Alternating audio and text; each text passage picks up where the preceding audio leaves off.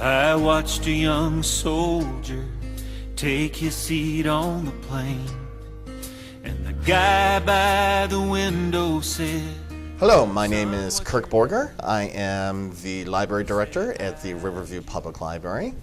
And today we are going to interview longtime downriver resident Frank Baksa. Did I say that right? Correct. Frank was a Army veteran. He was in the artillery right after World War II, correct? Correct. Where and when were you born? July 22nd, 1930, Flint, Michigan. What were your parents' occupations and how many siblings did you have? Well, my father was a worker at General Motors, Buick Division, and my mother, she worked at different plants in Flint for the World War. And I have one older brother, a year and a half older than I, and that was it. Did you grow up in Flint? I grew up in Flint. My brother, after he was 14, he moved to Detroit with my mother. My father and mother were separated. What high school did you attend? I went to Flint Central. I went to the 12th grade. And then I went directly with Buick Motor Division. I went to personnel, and they hired me in, and I went into the transmission division for Buick. What year did you graduate from high school?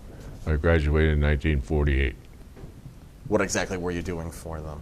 I was manufacturing components for the power glide transmission. How long did you work for Buick after high school? I worked for Buick. Well, I worked there 2 years, went to the military, came back, and I worked till I had 8.5 years. What year did you join the military? I joined the military in 1951, January 1951. Were any of your family members in the military before, during, after your service? Well, my brother was in the Air Force, and I decided before I graduated, 2 years prior, I was going to join one of the military. But then my father talked me into graduating first, and then after I graduated, it was later, after I was already at Buick, I went and joined the Army. Your father talked you into it? Did you want to join? No, my father never talked me out of going into the service. Oh, he tried to talk you out of going into the service? Oh, yeah, he signed my papers. Why? Well, he never had an education. He was born in Europe, in Hungary. And he was 17 when he came over here, and he wanted me to have an education. So he thought it was important that you graduated from right. high school before you went into the military. Right. Can you speak any Hungarian? I speak fluently. It had been a plan all along for you to join the military. Yeah, it's been a plan. Why? Well, my brother was in the Air Force. I wanted to get into the Air Force too, but when I joined, all of them were froze up except for the Army. So I joined the Army with a friend of mine. Why did you want to join the Air Force? Well, I enjoyed airplanes. I used to build model airplanes when I was younger. I built every model plane that was manufactured for the government. I built models. So you like the aviation aspects? I like the aviation part. But unfortunately, you could not join the Air Force. No, they were froze. Navy was froze too. And the Marine Corps was frozen. And the Marine Corps was frozen as well. Right. Where was your basic training? Basic training was in Camp McCoy, Wisconsin. I went in, from Detroit, we went to Fort Sheridan, Illinois. There was a transfer for personnel for different branches of the Army. And I was held back for a while. I didn't know the reason why. It was my background. So they sent me up to Camp McCoy, Wisconsin, because they wanted to reinstate another unit that was wiped out in Korea.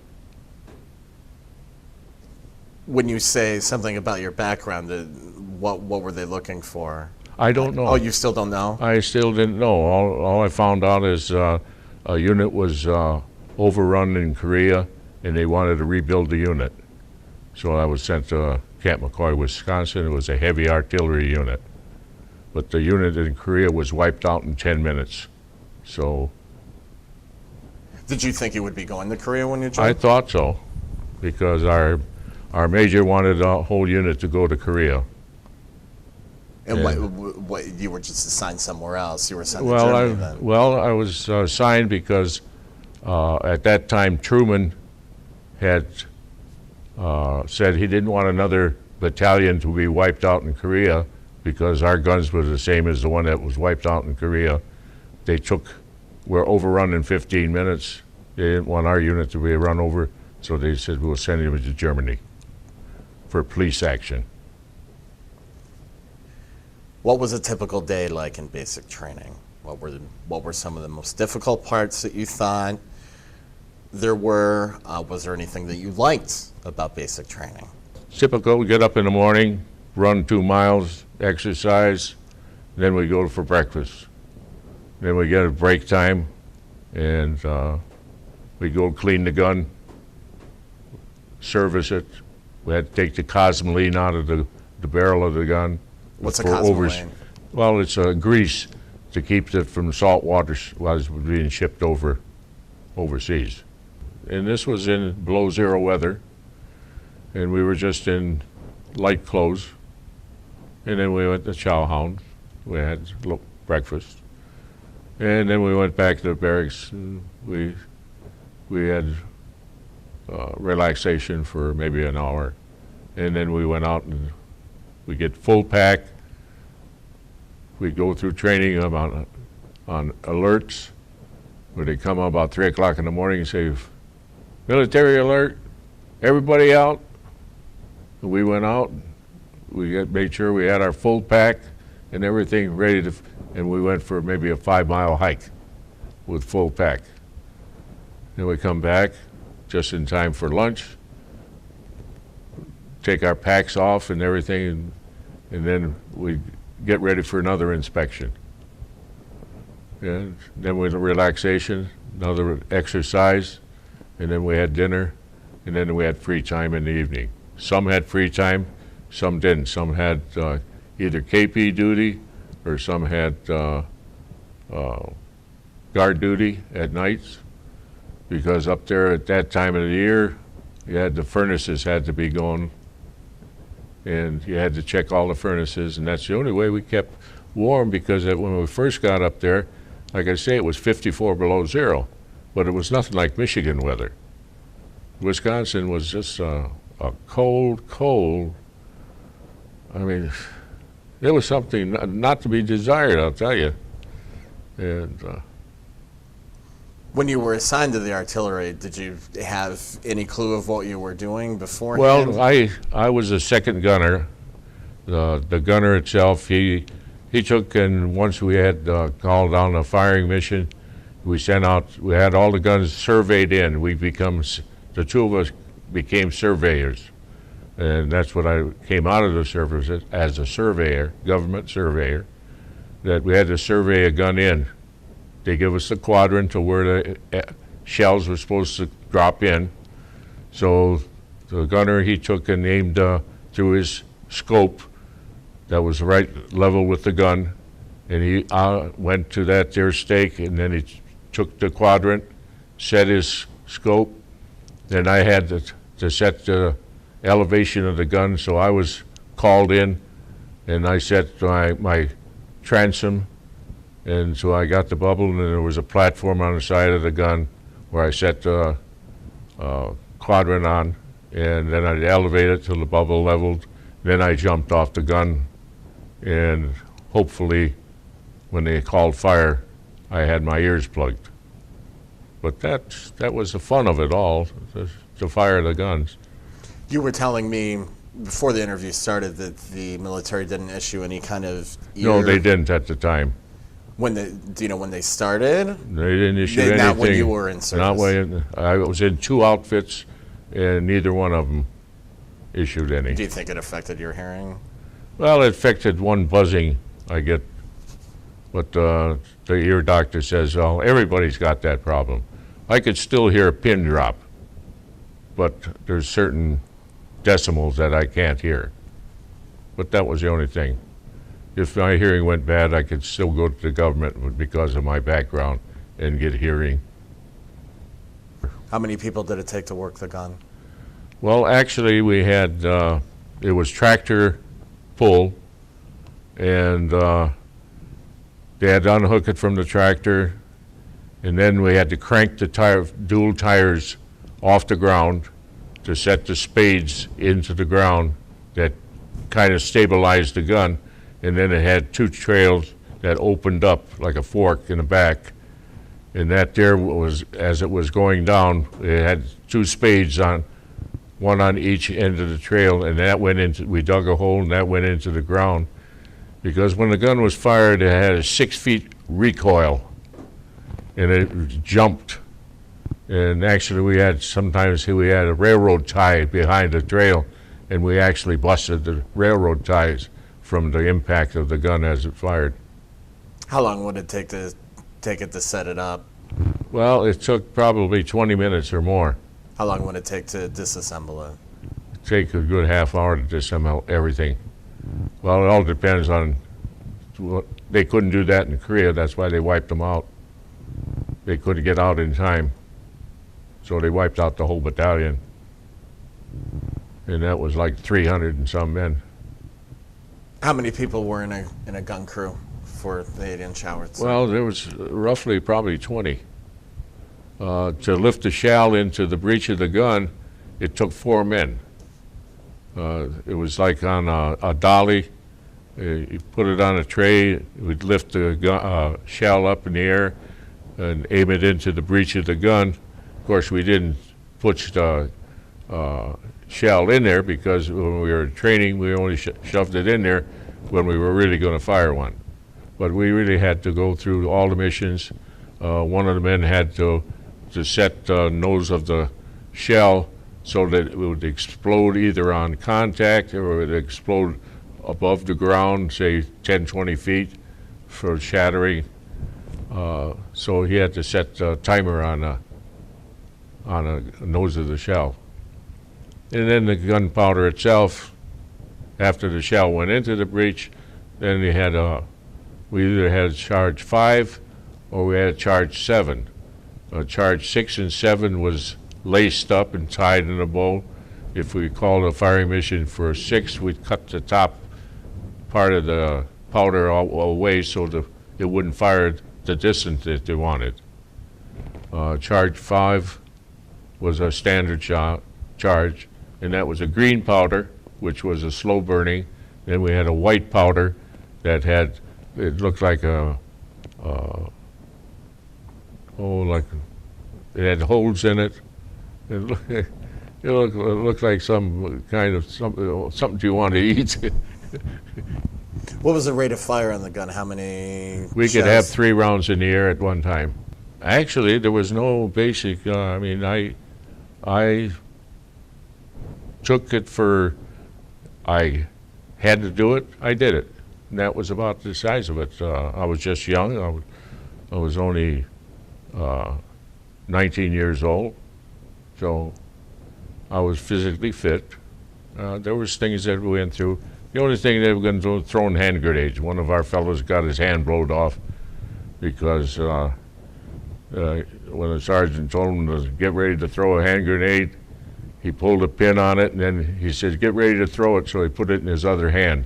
When he put it in his other hand, the lever flopped off, and he got petrified, and he dropped to his waist and blew his hand off.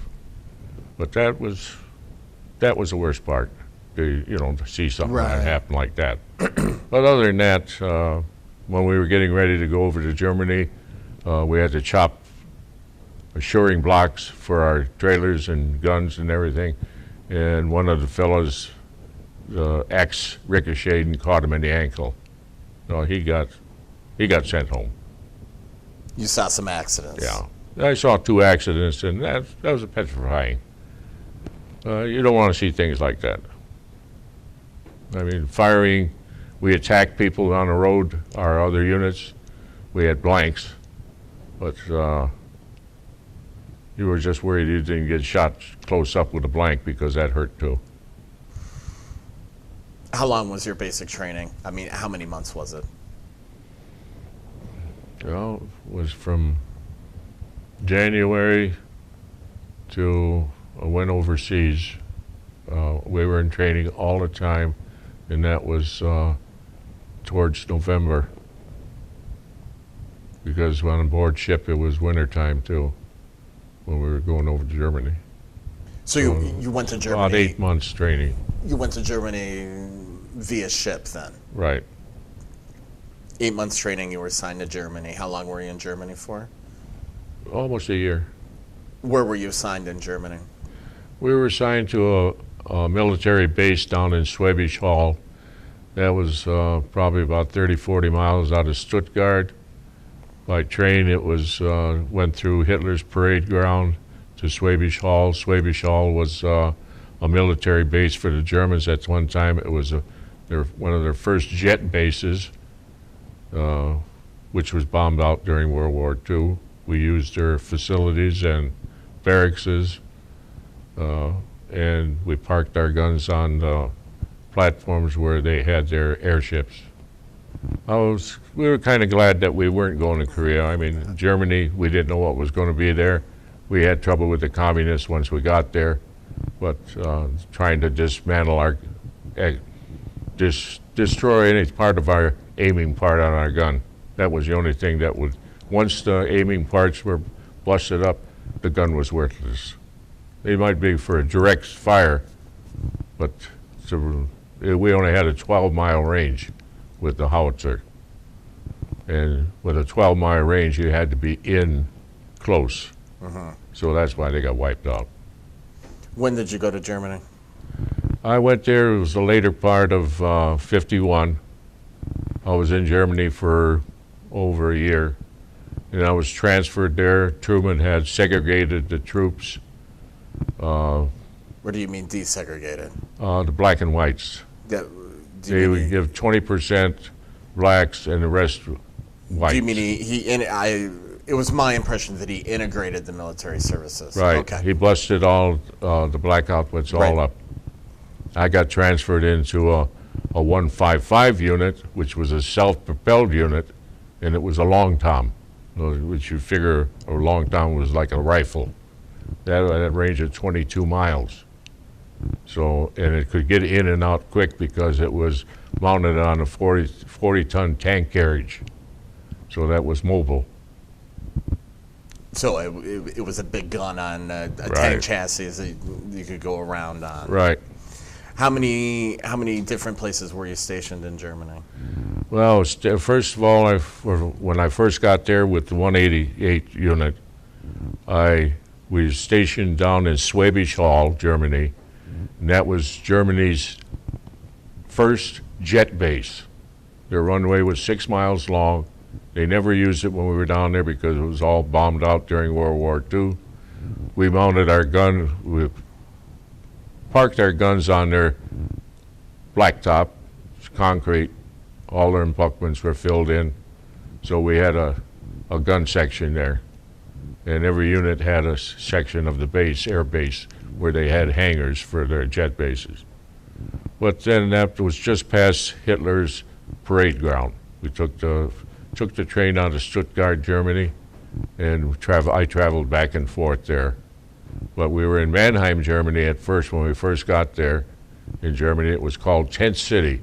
It was just nothing but an open field, mud and everything. And we were there for months before we went down to Schwäbisch Hall, where they found where we were stationed. And they had a military base there too.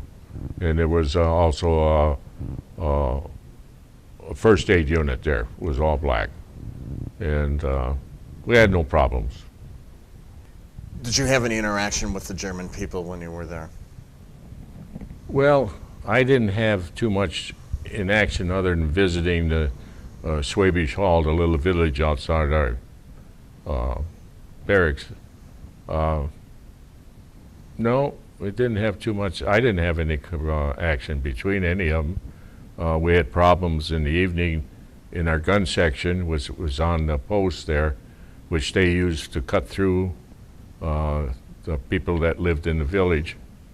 And it would happen that at night our guards would halt them tell them to identify themselves, and then we'd call our supervisors, and I should say the sergeant of the guard, to come and take them back to the compound for interview.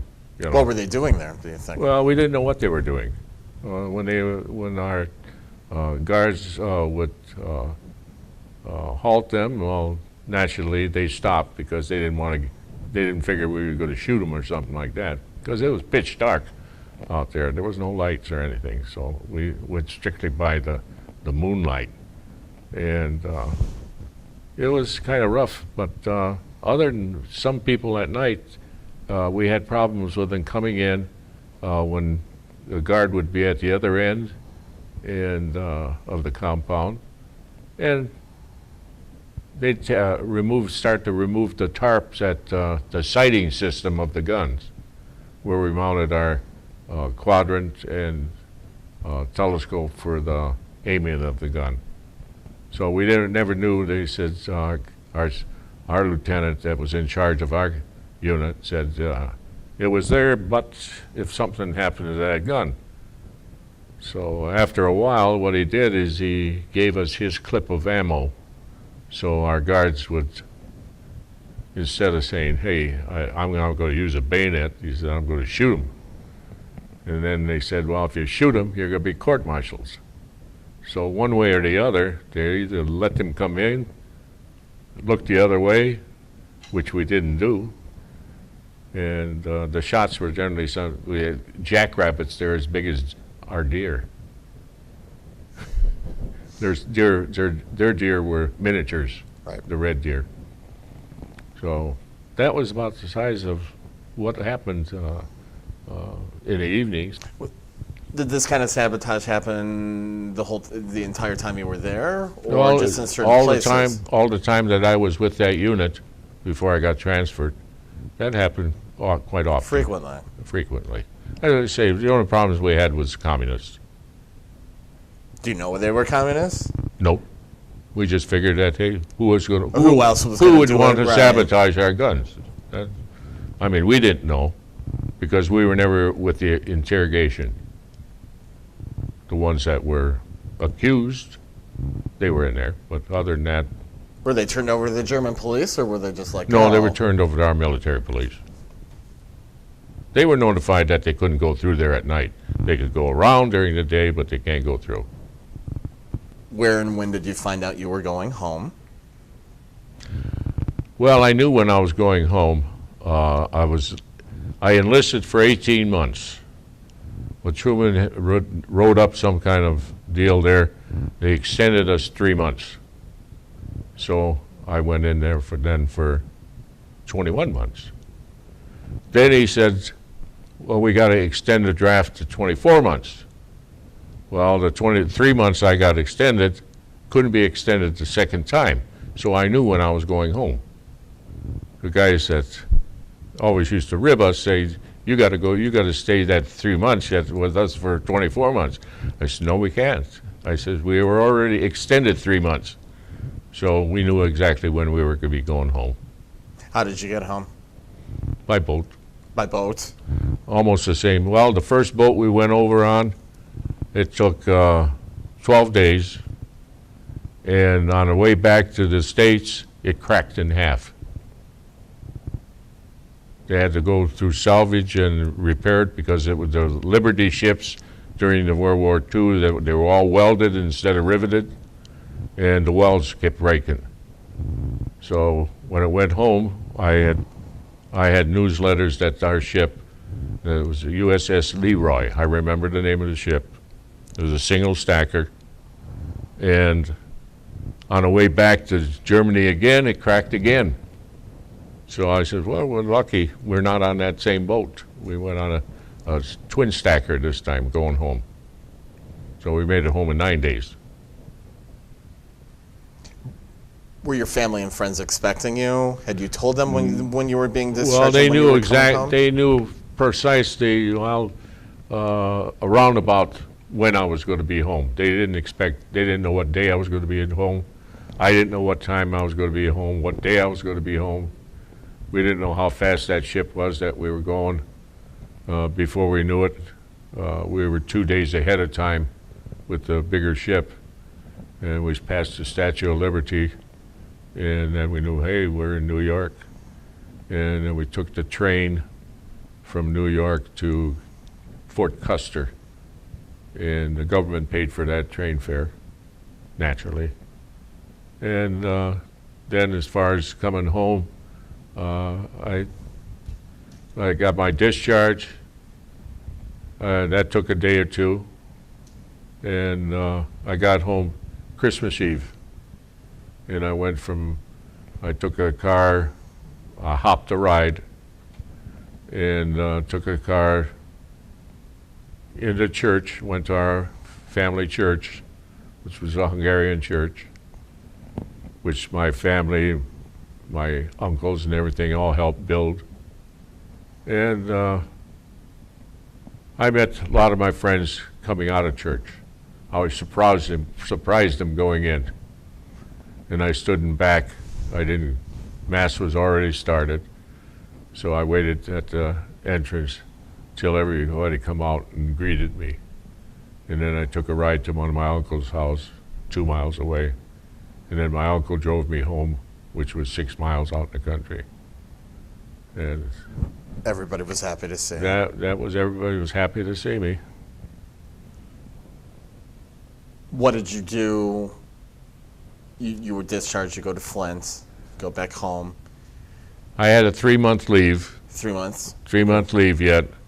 And what I did is prior to that, I had told my dad when I was coming home to order me a new car, because I had sold my car while I was in the service. And when I went in Fort Custer, when I came home, my car was there. Somebody had bought it. I recognized it right away. It was a 1948 Chevrolet. And it took 3 months before I could get a new car, because all cars were frozen. You had to wait a long time. The dealers were buying them up and selling them as used car lots. And so I had to wait. I wanted an automatic. They had problems with the Chevy automatic, so I had to wait the 3 months before I could get one. I took one with a standard shift. So, and when I got married later, I still had the brand new car. When you were discharged from the service and you came home, did you get a job right away? No, I resumed my job at General Motors where I had left, and I was lucky I got back in the same department I was when I left.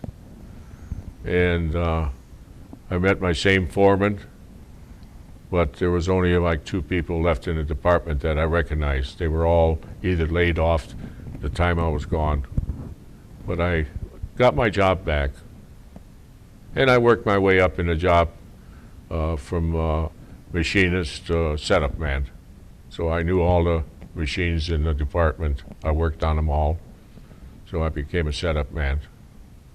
But then I left there after 8 years. Where did you go after that? Well, I got offered a job in Detroit with my father-in-law. He was in the trucking business, truck repair. We had one of the largest rebuild centers here in Detroit.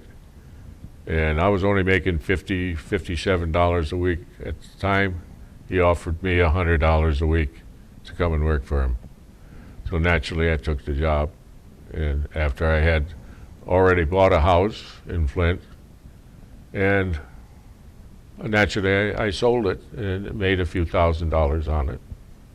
And when I got in Detroit here, I lived with my father-in-law and mother-in-law for a while, with my 2 children that we had, my wife and I. And later on, after 13 years, I went to Rockwell International. They wanted me for my background, trucking, repair. I knew every truck on the market. So from him, I went to Rockwell, and I spent 23 years with Rockwell and retired. What did you do for Rockwell? I was a field service representative. My background there, I analyzed failure components, and then I also went out in the field on problems. Different companies had problems with our product, and I was sent out to analyze the problem.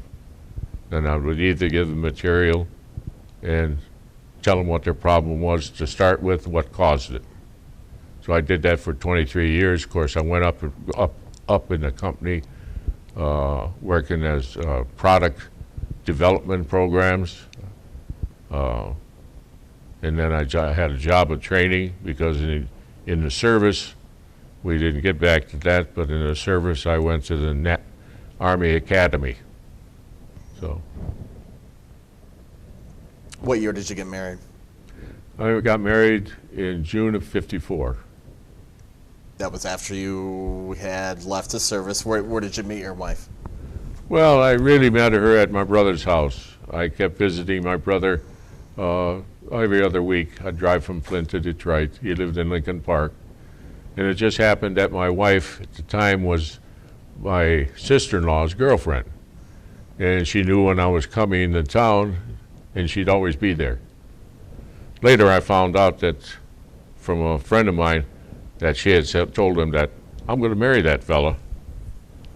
And I didn't know until years later that friends of mine told me, I know the story on how you got married, that your wife told us that she was going to marry you. And I didn't know that. But my wife passed away in 2000. She had diabetes. She lost both legs. How many children did you have? I've got 4 children, a daughter and 3 sons. Do they live in the area? My daughter bought my house in Trenton 3 years ago. I went into a condo because my wife had passed away in 2000. And I went into a condo in Woodhaven. And from Woodhaven, then I went down here to King Haven and Riverview. King Haven, yes. Do you have any grandchildren? Oh, no. Geez, every one of my... Well, I had 4 kids, and then each of my kids had 2. So you have 8 grandchildren. No, actually, I got my one son got remarried, so he inherited 2 more. Oh, okay. That was it. But then I had another, my granddaughter on my daughter's side. She just had another baby just 2 weeks ago. You're a great-grandfather. Great. Oh, great. My great-granddaughter had 2 children. My great-granddaughter. I should say my granddaughter. So I had a great-granddaughter, great-great-granddaughter, and a grandson. Do you stay in contact with people that you knew from your military service? Oh, in the military, I had a lot of reunions.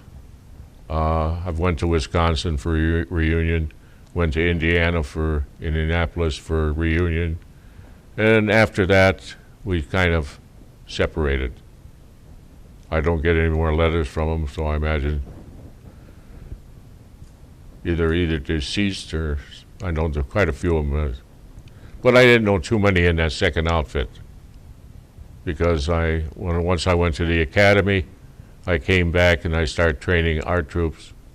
Then I didn't. When we had a reunion, and we announced what we did in the union, one of them would say, I'm the second gunner. And I said, well, I was the second gunner. So, see, I was gone. They replaced me in the first unit, but we still had reunions in the first unit. I never had a reunion in the second unit. Do you belong to any veterans organizations?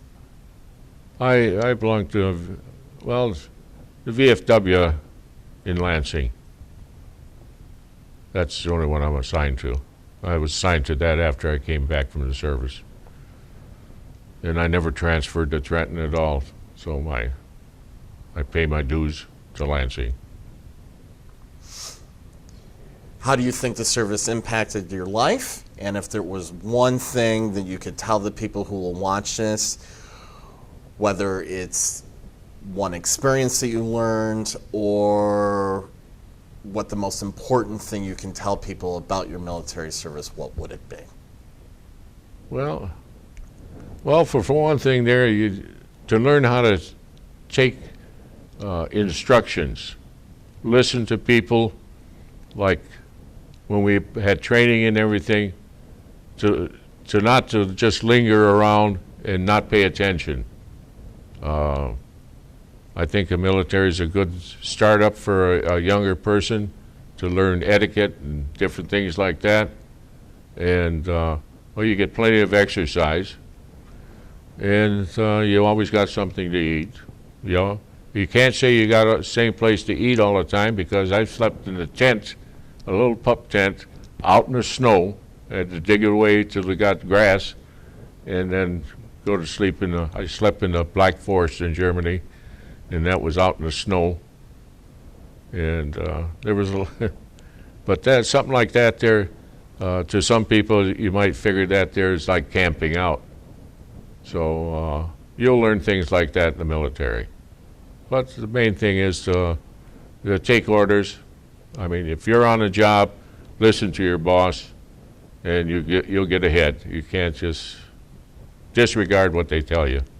In the Army, you got to take it for granted. You better listen to somebody, because it might be your life.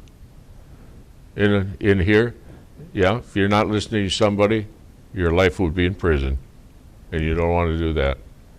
So, to be good, that's about it. Could you say that you liked your military experience? I liked my military experience. I did. I enjoyed it. There was some times there it was hectic, you know, like when I first went to Fort Sheridan for going to different outfits. Our clothing was inadequate. When I got shipped up to Camp McCoy, Wisconsin, it was 54 below zero. We got off the train. We had no winter clothes, so we didn't know where we were going. We had problems there before we got issued. We had to stay in OD clothes, no khakis. Our khaki shirt was the only thing that was khaki. The rest of it was OD clothes, wool clothes. But it was not adequate enough. You still had to have long johns, and we didn't have long johns or nothing, and no heavy coat. So there was some. Can you tell people who might be watching what OD stands for? I know what it stands for, but what does OD stand for? Olive drab. Yeah. Okay. That's the color of the uniform. Right. Well, thank you very much, Frank, for coming in today, and thank you for your time. This is the day when I send all my doubts and demons on their way. Every endeavor I have made ever